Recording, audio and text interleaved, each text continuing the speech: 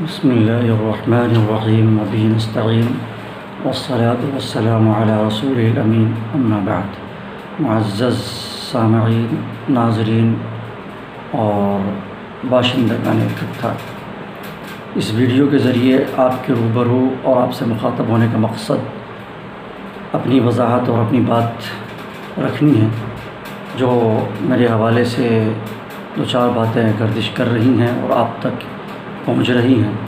آپ میں سے کئی لوگ فرداً پوچھ بھی رہے ہیں۔ میں نے مناسب سمجھا کہ اجتماعی طور پر ایک ویڈیو بیان جاری کر دیا جائے، وضاحتی بیان۔ اور اس میں پہلی بات جو ہے وہ یہ ہے کہ میرے حوالے سے یہ بات آ رہی ہے کہ امام صاحب نے پیسے کی وجہ سے اتنا کچھ کیا ہے۔ حالانکہ میں آپ کو بتا دوں کہ پیسے کی وجہ سے میں نے کچھ نہیں کیا، یہ سب پیسے کا معاملہ نہیں ہے۔ اور معاملہ کیا ہے وہ آگے آپ کو بتا رہا ہوں۔ آگے میں ایک بات بتا دوں کہ اس سے پہلے کہ یہ جو ہے 2012 میں یہاں آیا تھا اور 2022 چل رہا ہے، تقریباً 10 سال ہو گئے، 10 سال کا وقفہ بیچ میں۔ ان 10 سالوں میں نے کبھی بھی اپنی تنخواہ میں اضافہ کے لیے، تنخواہ بڑھانے کے لیے درخواست نہیں دی، کبھی بھی نہیں دی، اور نہ زبانی طور پر میں نے کسی سے گزارش کی ہے کہ میری تنخواہ بڑھائی جائے، کبھی بھی نہیں۔ معزز صاحب نے درخواست دی ہے تو ایسا بھی نہیں یہ ہوا کہ چلو بھائی میں نہیں لکھ رہا ہوں، میں نہیں دے رہا ہوں تو معزز صاحب کی درخواست میں سگنیچر کر دوں تاکہ کہوں کہ بھائی مجھے بھی ضرورت ہے اسی میں سگنیچر، ایسا بھی نہیں ہوا۔ نہ میں نے خود کبھی تنخواہ میں اضافے کے لیے، تنخواہ کی اضافے کے لیے درخواست دی ہے، اور نہ معزز صاحب جو درخواست دی ہے اس میں نے سگنیچر کیا، کبھی بھی نہیں۔ بلکہ یہی وجہ ہے کہ کمیٹی میں 2 مرتبہ آواز بھی اٹھی میٹنگ کے درمیان کہ بھئی امام صاحب نے درخواست نہیں دیا ہے، ان کی درخواست نہیں آئی ہے، لہٰذا ان کو ضرورت نہیں ہے، معزز صاحب کی تنخواہ بڑھا دی جائے۔ تو میں نے بخوشی کہا بالکل، کمیٹی کے درمیان کہا کہ بالکل آپ معزز صاحب کی تنخواہ بڑھا دیں، ہمیں ضرورت نہیں ہے، مدرسے سے مل رہی ہے۔ اور ایک مرتبہ ایسا بھی ہوا ہے کہ معزز صاحب کی تنخواہ میں اضافہ ہوا 500 کا، لیکن میری تنخواہ میں نہیں ہوا، میں نے کوئی کوز نہیں کیا۔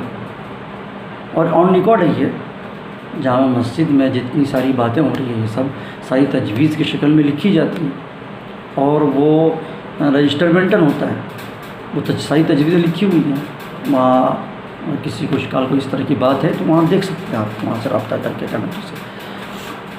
تو سب سے پہلی بات تو یہ ہے کہ پیسہ کی کوئی بات نہیں ہے۔ پیسہ اگر مقصود اور مطلوب ہوتا، اور پیسے کا ایک طرح سے مطلب یہ کہ جو سے کہہ رہے ہیں کہ لوگ پیسے کی وجہ سے ایسا ہو رہا ہے، پیسہ کا لالچ ہے، قلق ہے، یہ ہے فلاں ٹھکاں، کوئی پیسہ اگر مقصود مطلوب ہوتا، اگر صحیح بات ہوتی تو 10 سال ہو گئے کبھی نہ کبھی میں درخواست دیتا، مطالبہ کرتا کہ بھائی تنخواہ بڑھاؤ، لیکن نہ کبھی میں نے درخواست دی اور نہ کبھی میں نے مطالبہ کیا۔ تو سب سے پہلی بات تو یہ کہ پیسہ کی کوئی بات نہیں، اس طرح کی ذہن صاف کرنا یہ کہ، اور ابھی بھی نذرانے کی جو بھی بات ہے، نذرانے میں بھی پیسے کی کوئی بات نہیں ہے۔ نذرانے میں صرف یہ ہے کہ میں یہ بار بار کہہ رہا ہوں کہ عہدے کا لحاظ رکھیں، تفریق عہدہ کا قائم ہے، کہ عہدہ ہوتا ہے۔ اب یہ نہیں کہ ایک ہی لاٹھی سے سب کو ہانکتے ہیں، بالکل نہیں۔ اور میں ایک بات یہاں میں یہ بھی واضح کر دوں کہ یہ صرف میں جو ویڈیو بیان جاری کر رہا ہوں اس کا مقصد یہ بھی نہیں ہے کہ مجھے دوبارہ مسجد میں آنا ہے، نہیں، میں نے ایک طرح سے قسم کھا لی ہے کہ جامع مسجد میں بھی امامت بالکل ہی نہیں کرنی ہے، کبھی بھی نہیں۔ اور دوسری بات یہ پھیلائی جا رہی ہے کہ امام صاحب نے اس مرتبہ جو حافظ صاحب کو رکھا ہے، لہٰذا جو تراویح سنا ہے، تو اس حافظ صاحب کو امام صاحب نے اپنی مرضی سے رکھ لیا۔ میں کہتا ہوں کہ یہ بالکل جھوٹ ہے، ایسا بالکل نہیں۔ میں نے سیکریٹری صاحب کی اجازت سے رکھا ہے، سیکریٹری صاحب نے اجازت دی ہے تب میں نے رکھا۔ کیسے کہ 3-4 ماہ قبل رمضان سے سیکریٹری صاحب نے معزز صاحب کے ذریعے سے یہ کلبہ بھیجا کہ امام صاحب سے کہیں کہ اس مرتبہ میرے لڑکے کو تراویح پڑھانے ہیں۔ میں نے کہا کہ معزز صاحب بات یہ ہے کہ آپ ان کو کہیے گا کہ ٹھیک ہے پڑھائیں گے، لیکن یہ کہ آدھا پڑھائیں گے، وہ آدھا امام صاحب خود پڑھائیں گے۔ بات ہو گئی، وہ معزز صاحب گئے اور جانے کے بعد بات مکمل ہو گئی۔ پھر اس کے بعد کیا ہوا کہ 1.5 ماہ قبل رمضان سے پتہ چلا کہ ان کے صاحبزادے نہیں آئیں گے۔ سیکورٹی صاحب سے جب ملاقات ہوئی تو میں نے پوچھا تو انہوں نے کہا کہ ہاں ان کو روک لیا گیا ہے، وہ نہیں آئیں گے، آخر میں آئیں گے رمضان کے، تو لہٰذا ان کو موقع دے دیجیے گا۔ چنانچہ میں نے کہا ٹھیک ہے کوئی بات نہیں، آنے دیجیے، جب آئے گا موقع مل جائے گا انشاءاللہ۔ اور موقع دیا بھی، 29ویں پارے کے آدھے سے انہوں نے اس رکعت پڑھایا بھی ایک دن۔ اب یہ ہوا کہ جب رمضان آنے لگا تو رمضان سے ہفتہ 10 دن قبل میرے قریبی رشتہ دار میں 3-4 موت ہو گئی، تو ذہن تھوڑا سا منتشر ہو گیا اور ہمت تھوڑی سی پست ہو گئی۔ تو میں نے سیکریٹری صاحب سے جب ملاقات ہوئی تو میں نے سیکریٹری صاحب سے ایسے ہی کہا کہ حضرت ایسی بات ہے کہ ہمت تھوڑی پست ہو رہی ہے اس مرتبہ، تو میں ایک حافظ صاحب رکھنا چاہتا ہوں۔ اور سیکریٹری صاحب نے کہا بالکل رکھ لیجیے۔ سیکریٹری صاحب نے کہا رکھ لیجیے، تو سیکریٹری صاحب کی اجازت سے میں نے ایک حافظ صاحب کو رکھا، ٹھیک ہے، میں نے اپنی مرضی سے نہیں رکھا۔ اور ایک بات یہاں پر ایک بات یہ کچھ لوگ یہ کہہ رہے ہیں کہ بھائی سیکریٹری صاحب یہ کہہ رہے ہیں واللہ عالم بالصواب، جیسا کہ مجھ تک خبر پہنچی ہے کہ اگر مان لیا کہ سیکریٹری صاحب انکار کر دیں تو سیدھی بات ہے کہ البینۃ علی المدعی والیمین علی من انکر، کہ دلیل پیش کرنا اور گواہ پیش کرنا یہ مدعی کے اوپر ہے، اگر وہ نہ پیش کرے تو جو انکار کرنے والا ہے وہ قسم کھا لے، بات ختم ہو جاتی ہے، تو میں ایکسیپٹ کر لوں، بات ختم ہو جائے گی۔ میں دلیل اگر نہیں پیش کر پاتا ہوں، گواہ نہیں پیش کر پاتا ہوں، تو انہیں قسم کھانا چاہیے۔ یہ قواعد فقہ کا ایک اصول ہے۔ تو میں نے پوچھ کے رکھا ہے، سب سے پہلی بات تو یہ ہے۔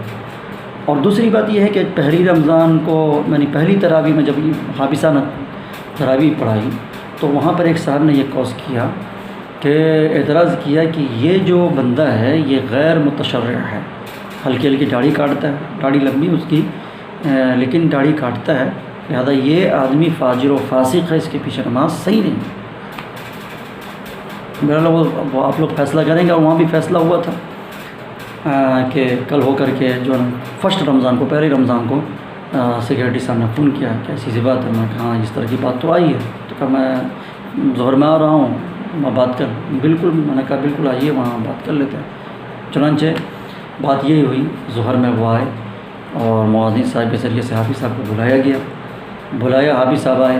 حافظ صاحب جب آئے تو وہاں پر مؤذن کیا کہتے ہیں سیکریٹری صاحب اور فی الحال جو ابھی امام صاحب ہیں وہ، اور اس طرح 7-8 آدمی جن کا نام مجھے معلوم ہے کون لوگ تھے، لیکن ابھی نام لینا مناسب نہیں ہے، وہ سب 7-8 آدمی اور سیکریٹری صاحب اور فی الحال یہ سب تمام کے تمام لوگ تھے۔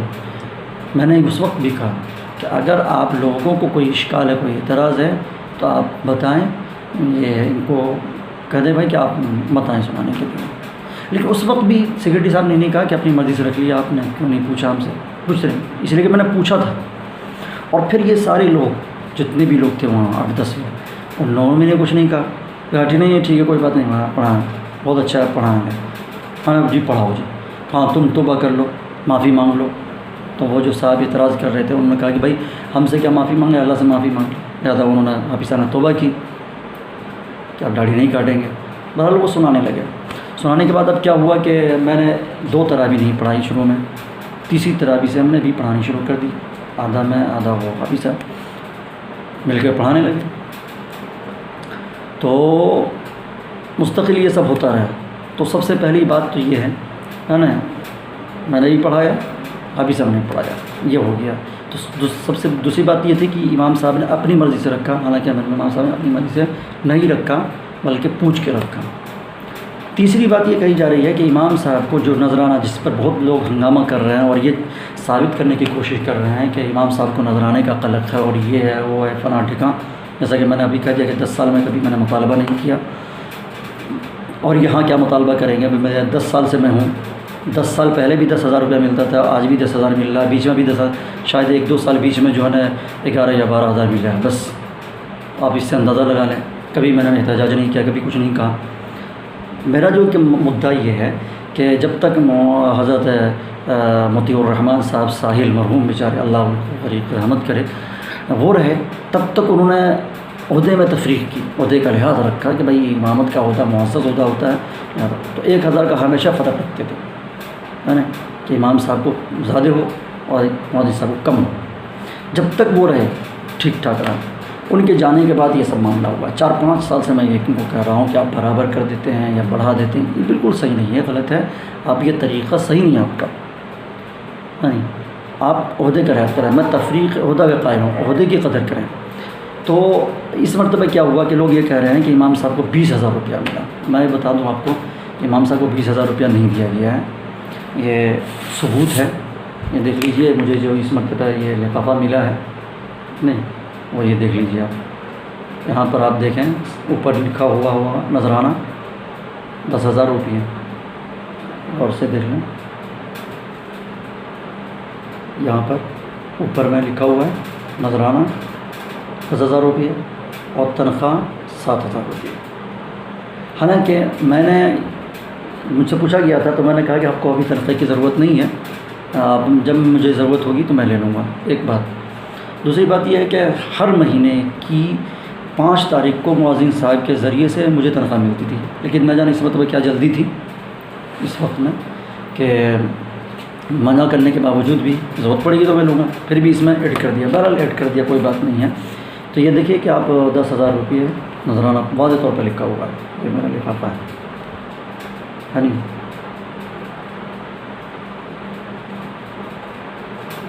یہ دیکھ لیجیے اور دیکھ لیجیے یہ حافظ صاحب کا ہے. اس میں نذرانہ لکھا ہوا ہے حافظ نسیم احمد صاحب نذرانہ. کتنا ہے یہ نہیں لکھا ہے، شاید بھول گئے ہوں گے. لیکن 10,000 تھا اس میں. تو میں یہ کہنا چاہ رہا ہوں. اور مؤذن صاحب کو 12,000 روپیہ دیا گیا، یعنی تنخواہ الگ سے، نذرانہ 12,000 روپیہ دیا گیا. میں نے یہ کہا کہ بھائی آپ جب بانٹنے لگے، میں آپ لوگوں سے کہہ رہا ہوں کہ جب وہ لوگ بانٹنے لگے تو ان لوگوں کو کیا چاہیے تھا؟ ہونا ہی تو یہ چاہیے تھا کہ بھائی امام صاحب سے پوچھ لیں کہ بھائی امام صاحب آپ نے جو حافظ صاحب کو رکھا ہے کم سے کم مشورہ کر لیں کہ بھائی کیا کرنا نہیں کرنا ان کے ساتھ. اور اگر آپ نے مشورہ کرنا بھی مناسب نہیں سمجھا امام صاحب سے تو کم سے کم یہ کر لیتے کہ بھائی 20,000 پورا آپ امام صاحب کو دے دیتے. امام صاحب اپنا جانتے ہیں حافظ صاحب سے کہ کیا کس طرح کرنا نہیں کرنا ہے. امام صاحب پورا دیں یا آدھا دیں، وہ امام صاحب جانیں. اور نہیں، مختار کل سمجھتے ہوئے یہ ہوا کہ بھائی اگر پورا بانٹا ہی، تو بار بار وہی میں کہہ رہا ہوں کہ بانٹا اگر تقسیم کیا تو عہدے کا تفاوت کرنا چاہیے، عہدے کا لحاظ رکھنا چاہیے. ہاں جی. اور یہ ویڈیو بیان اس لیے میں نے جاری کیا ہے اور کہہ رہا ہے تو حقیقت یہ ہے. اور یہ ویڈیو بیان اس لیے میں جاری کر رہا ہوں، آپ لوگوں سے بتا رہا ہوں کہ آپ عام طور پر یہ ہو رہا ہے یہاں دیکھنے میں کہ ایک فریق کی بات کو سن رہے ہیں اور لوگ ڈیسائیڈ کر لے رہے ہیں، فیصلہ کر رہے ہیں. حالانکہ ہونا یہ چاہیے تھا کہ دونوں فریق کی بات کو سنیں اور پھر ڈیسائیڈ کریں، کوئی فیصلہ کریں. آپ عوام سے گزارش یہی کی جا رہی ہے کہ خطہ کے عوام سے کہ ہم بھی گھر پہ ہیں، سب گاؤں میں ہیں، وہ بھی گاؤں میں ہیں، آپ ان کو بیٹھائیں، مجھ کو بلا لیں، میں بھی آ جاتا ہوں، دونوں کی باتیں سن لیں، دلائل اور شواہد کی روشنی میں پتہ چل جائے کیا ہے نہیں ہے، حقیقت کیا ہے. میں بول رہا ہوں جو وہ حقیقت ہے یا جو باتیں وہاں ادھر سے آ رہی ہیں سننے میں جو پھیلائی جا رہی ہیں وہ حقیقت ہے. اگر آپ لوگ فیصلہ کر دیتے ہیں وہ آپ کے اوپر ہے. اگر آپ لوگ کہتے ہیں کہ امام صاحب آپ کی غلطی ہے تو میں کھلے دل سے معافی مانگنے کے لیے آپ سے تیار ہوں، اور اس میں میں کوئی عار محسوس نہیں کرتا. اور میں یہ ویڈیو بیان اس لیے کہا کہ یہ اللہ کے نبی کی سنت ہے. جب بات بہت ساری بڑھ جاتی ہے، تہمت کی بات آ جاتی ہے اور یہ گمان، ایک نبی مرتبہ اللہ کے نبی صلی اللہ علیہ وسلم اپنی زوجہ محترمہ کے ساتھ رضی اللہ تعالیٰ عنہ جا رہے تھے. ایک صاحب گزرے تو اللہ کے نبی صلی اللہ علیہ وسلم نے ان کو پکڑا اور کہا کہ سنو، یہ میری اہلیہ محترمہ ہے، تم کسی شک و شبہ میں مت پڑ جانا. اور پھر ہمارے اکابرین کا بھی طریقہ شروع سے کہ ابھی بھی ہے کہ کوئی بات ہوتی ہے اس طرح کی تو وضاحتی بیان جاری کرتے ہیں. تو اس سے یہ دینی، اخلاقی اور فریضہ کو سمجھتے ہوئے میں نے یہ ویڈیو بیان کو ریکارڈ کیا ہے اور آپ کے سامنے رکھا ہے. اور دوسری بات یہ ہے کہ یہ آخری سمجھیے میرا یہ ویڈیو ہے، مطلب اس اعتبار سے میں بحث نہیں کرنا چاہتا ہوں. اس کے بعد بھی اگر کوئی انسان جو لکھنا چاہتا ہے لکھے، بولنا چاہتا ہے بولے، ہمیں اس سے کوئی غرض نہیں ہے. میں نے اپنی بات آپ کے درمیان رکھ دی ہے اور آپ صحیح فیصلہ کر سکتے ہیں کیا ہے نہیں ہے. تو اور اس کے بعد بھی اگر کوئی جھوٹ بولتا ہے یا کس طرح سے کوئی بات کرتا ہے تو بہرحال وہ اللہ ہے، قرآن کریم میں بھی کہا فلعنۃ اللہ علی الکاذبین. ٹھیک ہے، آپ سے جدا ہوتا ہوں. والسلام علیکم ورحمۃ اللہ وبرکاتہ.